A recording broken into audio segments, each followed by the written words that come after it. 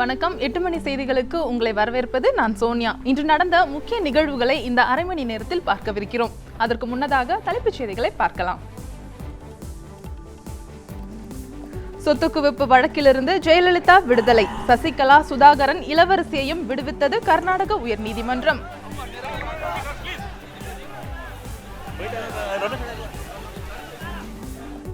அரசு தரப்பு குற்றச்சாட்டுகளுக்கும் ஆதாரங்களுக்கும் இடையே முரண்பாடு. சொத்து கணக்குகள் மிகைப்படுத்தப்பட்டுள்ளதாக நீதிபதி குமாரசாமி தீர்ப்பு. தமிழகம் முழுவதும் அதிமுக தொண்டர்கள் உற்சாக கொண்டாட்டம். 17ஆம் தேதி ஜெயலலிதா முதலமைச்சராக பதவி ஏற்பார் என தகவல்.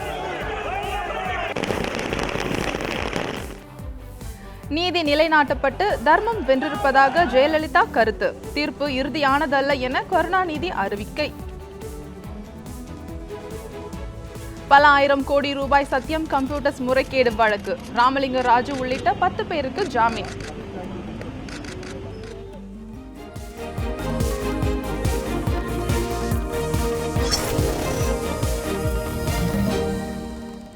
இனி விரிவான செய்திகளை பார்க்கலாம்.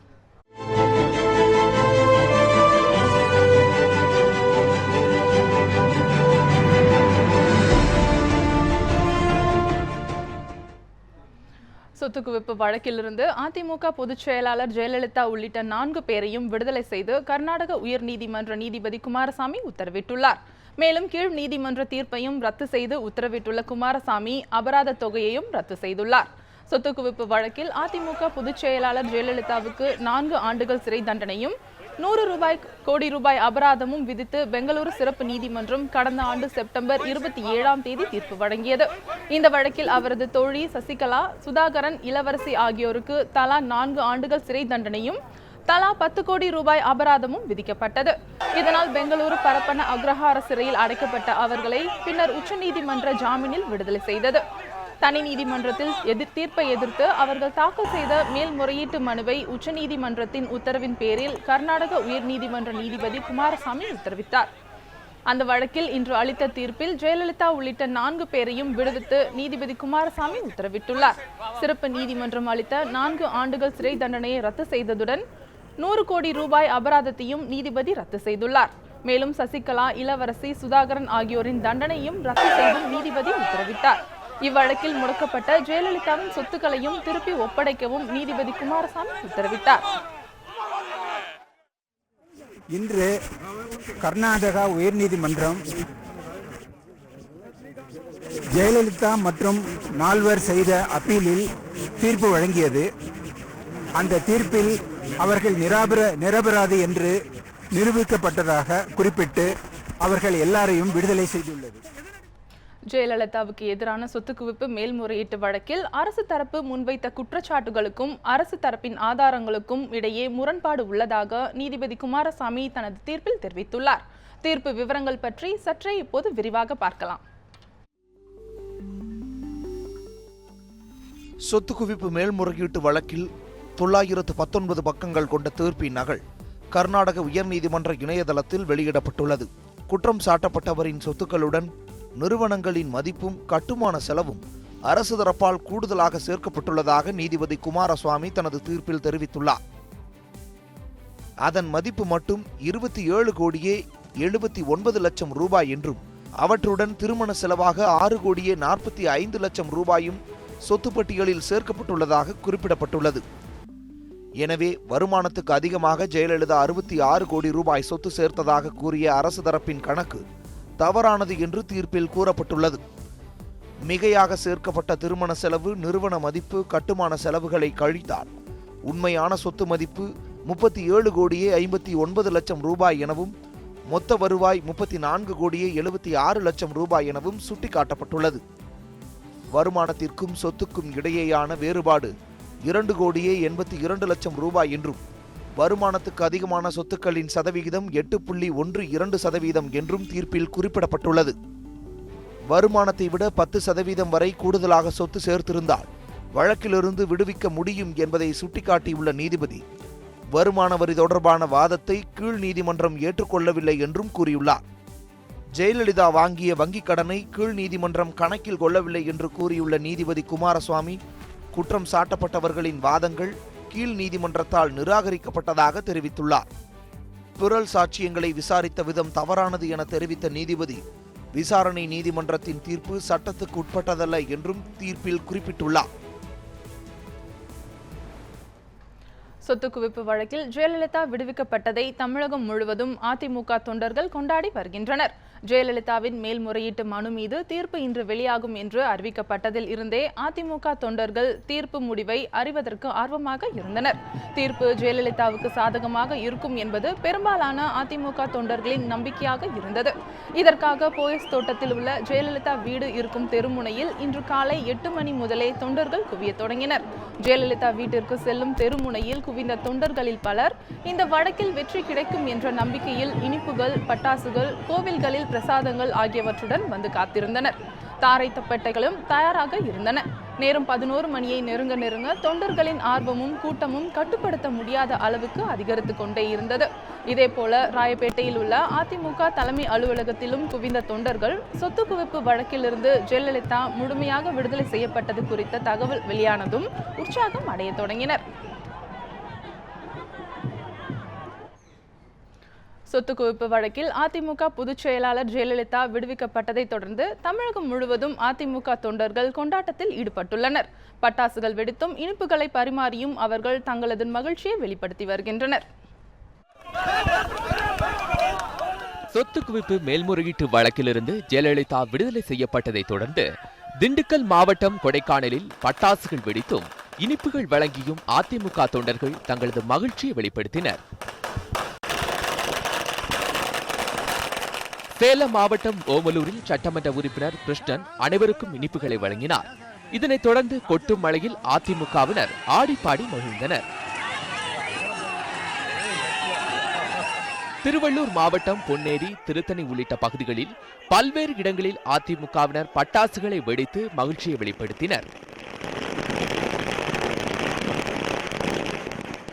நாமக்கல் மாவட்டம் ராசிபுரத்தில் அதிமுக நகர செயலாளர் பாலசுப்ரமணியன் தலைமையில் 100க்கும் மேற்பட்டோர் கடைவீதிகளில் பேரணியாக சென்று ஜெயலலிதா விடுதலை செய்யப்பட்டதை கொண்டாடினர்.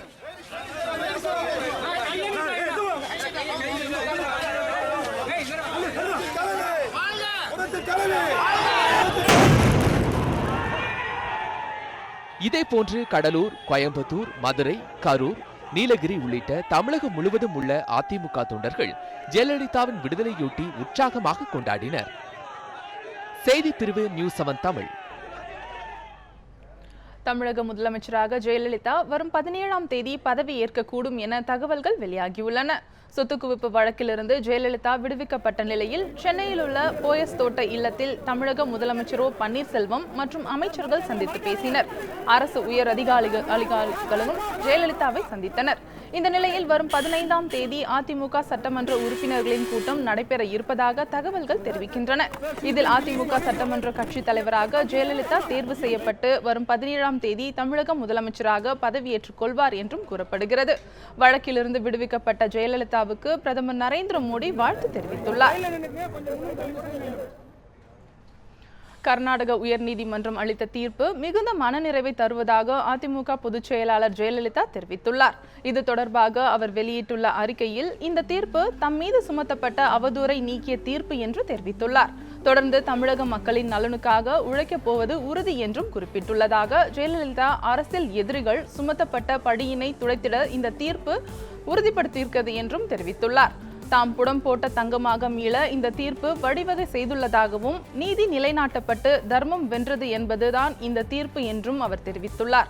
மேலும் இந்த தீர்ப்பு நீதியை வெல்லும் என்பதை பறைசாற்றுவதாகவும் எதிர்க்கட்சிகள் அதிமுகவை அழித்துவிடலாம் என்ற காழ்ப்புணர்வை நிறுத்திக் கொள்ள வேண்டும் என்றும் அந்த அறிக்கையில் ஜெயலலிதா குறிப்பிட்டுள்ளார். ஜெயலலிதா வழக்கில் வழங்கப்பட்டுள்ள தீர்ப்பு இறுதியான தீர்ப்பு அல்ல என்று திமுக தலைவர் கருணாநிதி கருத்து தெரிவித்துள்ளார். இது குறித்து அவர் வெளியிட்டுள்ள அறிக்கையில் நீதிமன்றங்களுக்கெல்லாம் உயர்ந்த நீதிமன்றம் ஒன்று உள்ளது என்றும் அது மனசாட்சிதான் என்றும் காந்தியடிகள் கூறியதை நினைவு கூர்ந்துள்ளார். மேலும் இந்த தீர்ப்பை எதிர்த்து கர்நாடக அரசு உச்சநீதிமன்றத்தில் மேல்முறையீடு செய்யும் என்றும் கர்நாடக அரசின் சார்பில் அரசு வழக்கறிஞராக நியமிக்கப்பட்ட ஆச்சாரியா கூறியிருப்பதை சுட்டிக்காட்டியுள்ளார். சொத்து குவிப்பு வழக்கின் தீர்ப்பு குறித்து அரசு தரப்பு வழக்கறிஞர் ஆச்சாரியாவுடன் நமது செய்தியாளர் அசிஃப் நடத்திய கலந்துரையாடலை இப்போது பார்ப்போம். இந்த வழக்கின் தீர்ப்பை வாசித்த பிறகு இந்த வழக்கில் மேல்முறையீடு அவசியம் என்று நீங்கள் நினைக்கிறீர்களா?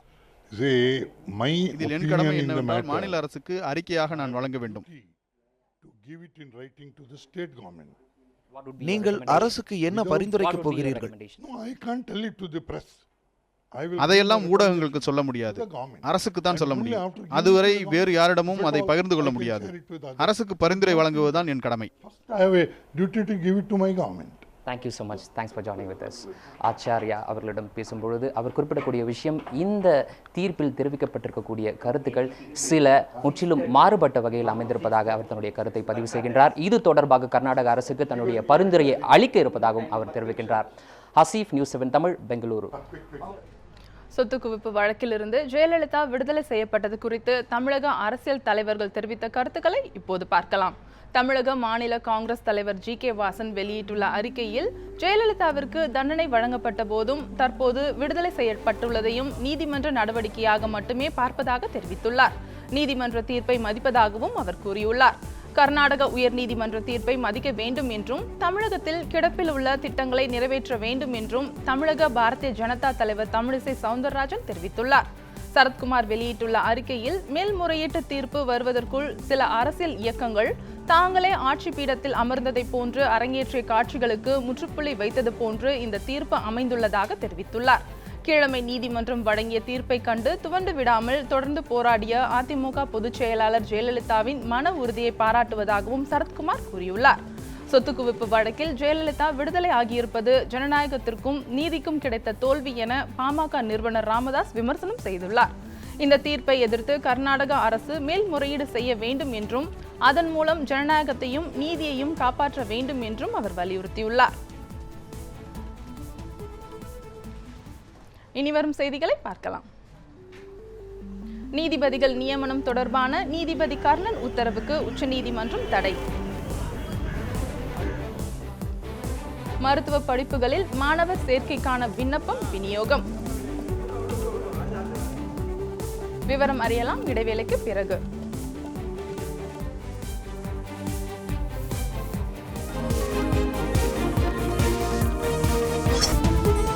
நியூஸ் 7 தமிழ், பொறுப்பும் பொது நலமும்.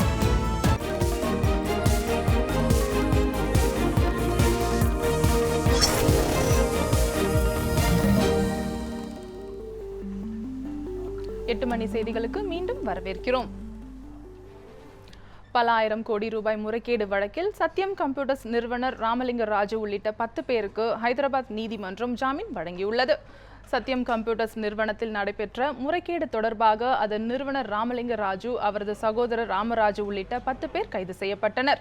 நிறுவனத்தின் வரவு செலவு கணக்கில் லாபத்தை அதிகரித்து காட்டியதுடன் 14,162 கோடி ரூபாய் மோசடியில் ஈடுபட்டதாக வழக்குகள் பதிவு செய்யப்பட்டன.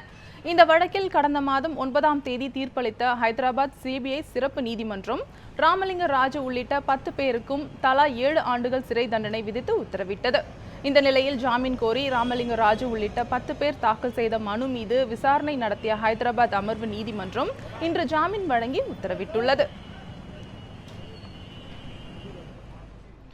கருப்பு பணம் தொடர்பான மசோதா மக்களவையில் நிறைவேறியது. வெளிநாட்டு வங்கிகளில் பதுக்கி வைக்கப்பட்டுள்ள இந்தியர்களின் கருப்பு பணத்தை மீட்க வகை செய்யும் கருப்பு பண மசோதா குரல் வாக்கெடுப்பு மூலம் மக்களவையில் இன்று நிறைவேறியது. இதன் மூலம் கருப்பு பணத்தை பதுக்கி வைத்துள்ளவர்களுக்கான தண்டனை அதிகரிக்கப்பட்டுள்ளது. இதனிடையே நிலம் கையகப்படுத்தும் மசோதா நாடாளுமன்ற கூட்டுக்குழுவுக்கு அனுப்பி வைக்கப்பட்டுள்ளது. எதிர்க்கட்சிகளின் கோரிக்கையை ஏற்று மசோதாவை மத்திய அரசு நாடாளுமன்ற கூட்டுக்குழுவுக்கு அனுப்பி வைத்துள்ளது. இதனிடையே கடன் முறைகேட்டில் ஈடுபட்டதாக குற்றம் சாட்டப்பட்டுள்ள மத்திய அமைச்சர் நிதின் கட்கரி பதவி விலக கோரி காங்கிரஸ் கட்சியினர் அமளியில் ஈடுபட்டதால் மாநிலங்களவை நாள் முழுவதும் ஒத்திவைக்கப்பட்டது. சிவில் நீதிபதிகள் நியமனம் தொடர்பாக சென்னை உயர்நீதிமன்ற நீதிபதி கர்ணனுக்கு பிறப்பித்த உத்தரவுக்கு உச்சநீதிமன்றம் இடைக்கால தடை விதித்துள்ளது. இது தொடர்பாக தமிழ்நாடு அரசு பணியாளர் தேர்வாணையத்துக்கும் உச்சநீதிமன்றம் நோட்டீஸ் அனுப்பியுள்ளது. கீழ் நீதிமன்ற நீதிபதிகளை தேர்வு செய்ய 5 பேர் கொண்ட நீதிபதிகள் குழுவை தலைமை நீதிபதி சஞ்சய் கிஷன் கவுல் அண்மையில் நியமித்தார். இதில் இடம்பெற்ற நீதிபதிகளில் ஒருவர் போலி சான்றிதழ் சமர்ப்பித்துள்ளார் என்று கூறி தாமாக விசாரணைக்கு எடுத்துக்கொண்ட நீதிபதி கர்ணன் நீதிபதிகள் நியமனத்திற்கான நேர்காணலை நடத்தக்கூடாது என்று TNPSC தலைவருக்கு உத்தரவு பிறப்பித்திருந்தார். இதனை அடுத்து இது தொடர்பான புகாரை விசாரித்த 2 நீதிபதிகள் கொண்ட உயர்நீதிமன்ற அமர்வு கர்ணன் பிறப்பித்த உத்தரவை ரத்து செய்து உத்தரவிட்டது. ஆனால் தனது முந்தைய உத்தரவை மீண்டும் பிறப்பித்த நீதிபதி கர்ணன் தலைமை நீதிபதி மீது நீதிமன்ற அவமதிப்பு வழக்கு தொடர்பேன் என்றும் எச்சரிக்கை விடுத்திருந்தார். இந்த நிலையில் சென்னை உயர்நீதிமன்ற பதிவாளர் தாக்கல் செய்த மனுவை இன்று விசாரித்த உச்சநீதிமன்றம் சிவில் நீதிபதிகள் நியமனம் தொடர்பாக சென்னை உயர்நீதிமன்ற நீதிபதி கர்ணனுக்கு பிறப்பித்த உத்தரவுக்கு இடைக்கால தடை விதித்து உத்தரவிட்டது. மேலும் இது தொடர்பாக தமிழ்நாடு அரசு பணியாளர்கள் தேர்வாணையத்துக்கும் உச்சநீதிமன்றம் நோட்டீஸ் அனுப்பியுள்ளது. தாம்பரம் ரயில் நிலைய பயணிகள் தங்கும் அறையில் துப்பாக்கி குண்டுகள் கண்டெடுக்கப்பட்டது பற்றி ரயில்வே காவல்துறையினர் விசாரணை மேற்கொண்டு வருகின்றனர். சென்னை தாம்பரம் ரயில் நிலைய பயணிகள் தங்கும் அறையில் கிடந்த சிறிய பையை துப்புரவு தொழிலாளி முருகன் எடுத்து பார்த்தபோது அதில் துப்பாக்கி குண்டுகள் இருந்தது கண்டு அதிர்ச்சியடைந்தார். உடனடியாக அவற்றை ரயில்வே காவல்துறையினரிடம் ஒப்படைத்தார். பையில் இருந்த 6 துப்பாக்கி குண்டுகள் 325 mm ரகத்தை சேர்ந்தன எனவும் CCTV கேமராவில் பதிவான காட்சிகளை வைத்து ரயில்வே காவல்துறையினர் விசாரணை மேற்கொண்டு வருகின்றனர். மருத்துவ படிப்புகளுக்கான விண்ணப்பங்கள் விநியோகம் தொடங்கியது. நடப்பாண்டில் MBBS மற்றும் BDS படிப்புகளுக்கான விண்ணப்பங்கள் சென்னை உட்பட 19 மருத்துவக் கல்லூரிகளிலும் விண்ணப்ப விநியோகம் தொடங்கியது. திருச்சி, மதுரை உள்ளிட்ட இடங்களில் மாணவர்கள் நீண்ட வரிசையில் காத்திருந்து விண்ணப்பங்களை ஆர்வத்துடன் வாங்கிச் சென்றனர். விண்ணப்ப படிவங்கள் வரும் 28ஆம் தேதி வரை வழங்கப்படும் என்று, பூர்த்தி செய்யப்பட்ட விண்ணப்பங்களை சமர்ப்பிக்க மே 29ஆம் தேதி வரை கடைசி நாளாகும் என்றும் மருத்துவ கல்வி இயக்ககம் தெரிவித்துள்ளது. விண்ணப்பங்களை இணையதளத்திலும் பதிவிறக்கம் செய்து கொள்ள ஏற்பாடும் செய்யப்பட்டுள்ளது. மைசூரில் இருந்து கடத்தி வரப்பட்ட 24 கிலோ வெள்ளிக்கட்டிகள் மற்றும் 5 லட்சம் ரூபாயை மேட்டூர் காவல்துறையினர் பறிமுதல் செய்தனர். மைசூரில் இருந்து சேலத்திற்கு பல லட்சம் ரூபாய் மதிப்புள்ள வெள்ளிக்கட்டிகள் மற்றும் ரொக்க பணம் கடத்தப்படுவதாக மேட்டூர் காவல்துறையினருக்கு ரகசிய தகவல் கிடைத்தது. இதனை அடுத்து காவல்துறையினர் பல்வேறு இடங்களில் வாகன சோதனையில் ஈடுபட்டனர். அப்போது மைசூரில் இருந்து வந்த கார் ஒன்றை காவல்துறையினர் தடுத்து நிறுத்தினர். எனினும் நிற்காமல் சென்ற காரை விரட்டி பிடித்த போது அதில் போதிய ஆவணங்கள் இல்லாமல் 25 கிலோ வெள்ளிக்கட்டிகள் மற்றும் 5 லட்சம் ரூபாய் இருந்தது தெரியவந்தது. காரில் இருந்த ஓமலூர் பகுதியைச் சேர்ந்த மாதேஷ், ராஜசேகர், கோவிந்தன் ஆகிய மூவரையும் கைது செய்து போலீசார் விசாரணை மேற்கொண்டு வருகின்றனர். அதிமுக பொதுச் செயலாளர் ஜெயலலிதாவின் பாஜகவின் தேசிய தலைவர்கள் வாழ்த்து தெரிவித்திருப்பது 2 கட்சிகளுக்கும் நெருங்கி வருவதற்கான அறிகுறிகளையே காட்டுவதாக அரசியல் நோக்கர்கள் கருதுகின்றனர். தமிழகத்தில் அதிமுகவை ஆதரிக்கின்ற கட்சிகளை தவிர வேறு எந்த கட்சியும் ஜெயலலிதாவிற்கு வாழ்த்து தெரிவிக்காத சூழ்நிலையில் பிரதமர் மோடி, மத்திய அமைச்சர் சுஷ்மா ஸ்வராஜ், நஜ்மா ஹெப்துல்லா போன்ற மூத்த பாஜக தலைவர்களுக்கிடையே வாழ்த்து செய்தி அரசியல் முக்கியத்துவம் வாய்ந்ததாக கருதப்படுகிறது. பிரதமர் மோடி ஜெயலலிதாவுடன் தொலைபேசியில் தொடர்பு கொண்டு வாழ்த்து தெரிவித்தது இதை மேலும் வலுப்படுத்துவதாக அமைந்துள்ளது. அதிமுகவும் பாஜகவும் நெருங்கி வந்து இணைந்து பணியாற்றக்கூடிய வாய்ப்புள்ளதாக அரசியல் நோக்கர்கள் கருதுகின்றனர். இதன் மூலம் வரும் தமிழக சட்டமன்ற தேர்தலில் பாஜக அதிமுகவுடன் கூட்டணி வைத்தால் அக்கட்சிக்கு சில தொகுதிகளில் வெற்றி கிடைக்கும். தமிழகத்திற்கு தேவையான பல முக்கிய திட்டங்கள், நிதி ஒதுக்கீடு போன்றவைகளுக்கு இந்த உறவு வழிவகுக்கலாம் என்றும் கருதப்படுகிறது. இனி வரும் செய்திகளை பார்க்கலாம். ஏமனில் முன்னாள் அதிபர் அல் அப்துல்லா சலேஹ் மாளிகை மீது தாக்குதல். திண்டுக்கல்லில் நடந்த மாநில கூடைப்பந்தாட்ட போட்டியில் சென்னை அணி வெற்றி. விவரம் அறியலாம் இடைவேளைக்கு பிறகு.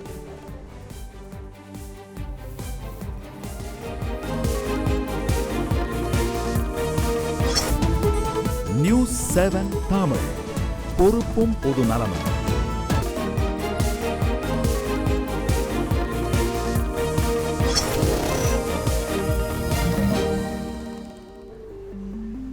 எட்டு மணி செய்திகளுக்கு மீண்டும் வரவேற்கிறோம்.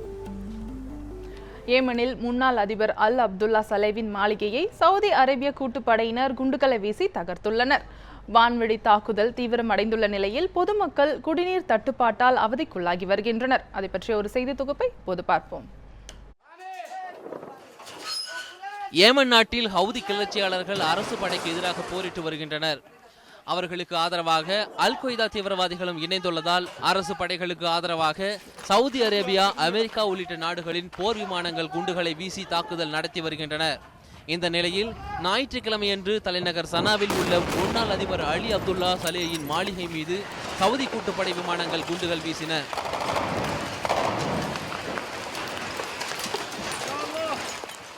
இதனிடையே ஏமனில் உள்நாட்டு போரின் காரணமாக பொதுமக்கள் பெரும் சிரமத்திற்கு உள்ளாகியுள்ளனர். அவர்களுக்கு தங்கும் இடம், உணவு, குடிநீர் உள்ளிட்ட அத்தியாவசிய பொருட்களும் கிடைப்பது அரிதாக உள்ளது. ஏமனில் குடிநீர் கிடைக்காமல் குழந்தைகளும் பெரியவர்களும் தவிக்கும் நிலை ஏற்பட்டுள்ளது. நாங்கள் மிகவும் கஷ்டப்படுகிறோம். எங்களை ஹவுதி கிளர்ச்சியாளர்கள் சுற்றி வளைத்துள்ளனர். எங்களுக்கு குடிநீர், மின்சாரம் எதுவும் இல்லை. சாக்கடைகள் அப்புறப்படுத்தவும் யாரும் இல்லை. எங்களது குழந்தைகள் அவதிப்படுகின்றனர். மருந்து பொருட்களும் இல்லை.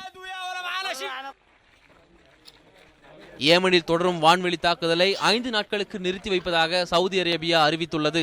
இதன்படி கூட்டுப்படை நடவடிக்கைகள் செவ்வாய்க்கிழமை இரவு 11 மணி முதல் நிறுத்தப்படும் என்று சவுதி அரேபியா சனிக்கிழமை இரவு அறிவித்துள்ளது.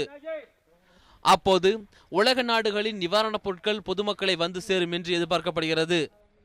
உலக செய்தி பிரிவு நியூஸ் 7 தமிழ். திண்டுக்கல்லில் நடைபெற்ற மாநில அளவிலான கூடைப்பந்தாட்ட போட்டியின் ஆடவர் மற்றும் மகளிர் பிரிவில் சென்னை அணிகள் வெற்றி பெற்றன. மின்னொலியில் நடைபெற்ற இந்த பந்தயம் கடந்த 5ஆம் தேதி தொடங்கியது. இதில் சென்னை, கோயம்புத்தூர், ஈரோடு, மதுரை, நாமக்கல், கரூர், திண்டுக்கல் உள்ளிட்ட மாவட்டங்களைச் சேர்ந்த 12 முன்னணி அணிகள் பங்கேற்றன. இதன் ஆடவர் பிரிவு இறுதிப் போட்டியில் சென்னை இந்தியன் அணி வங்கி வெற்றி பெற்றது. சென்னை ICF அணியையும் எதிர்கொண்டது. இதில் இந்தியன் வங்கி அணி 61க்கு 59 என்ற புள்ளிகள் கணக்கில் வெற்றி பெற்று கோப்பை மற்றும் ரொக்க பரிசை தட்டிச் சென்றது. மகளிர் பிரிவில் சென்னை இந்துஸ்தான் அணி சென்னையைச் சேர்ந்த வாய்தூத் அணியை எதிர்கொண்டது. இதில் சிறப்பான ஆட்டத்தை வெளிப்படுத்திய இந்துஸ்தான் அணி 43க்கு 26 என்ற புள்ளிகள் கணக்கில் வெற்றி பெற்று கோப்பை மற்றும் ரொக்க பரிசை வென்றது. அரையிறுதி வரை முன்னேறிய அணிகளுக்கும் ரொக்க பரிசுகள் வழங்கப்பட்டன. மேலும் சிறந்த விளையாட்டு வீரர்களுக்கான பரிசுகளும் வழங்கப்பட்டன. வங்கக்கடலில் உள்ள மேலடுக்கு சுழற்சி காரணமாக தமிழகத்தில் மழை நீடிக்கும் என்று வானிலை ஆய்வு மையம் எச்சரிக்கை விடுத்துள்ளது. கத்தரி வெயில் கடந்த மே மாதம் 4ஆம் தேதி தொடங்கியது. இந்நிலையில் தென்மேற்கு வங்கக்கடல் மற்றும் இலங்கையை ஒட்டியுள்ள பகுதிகளில் மேலடுக்கு சுழற்சி நீடித்து வருவதால் மழை பெய்யும் என வானிலை ஆய்வு மையம் எச்சரிக்கை விடுத்துள்ளது. வளிமண்டலத்தில் ஏற்பட்டுள்ள மேலடுக்கு சுழற்சியின் காரணமாக விழுப்புரம், கடலூர், புதுச்சேரி உள்ளிட்ட இடங்களில் இடியுடன் கூடிய கனமழை பெய்தது. மேலும் கன்னியாகுமரி மாவட்டத்தில் கடலோர கிராமங்களிலும் கனமழை பெய்தது. இந்த மழை ஓரிரு நாட்களுக்கு நீடிக்கும் என்று வானிலை ஆய்வு மையம் எச்சரிக்கை விடுத்துள்ளது.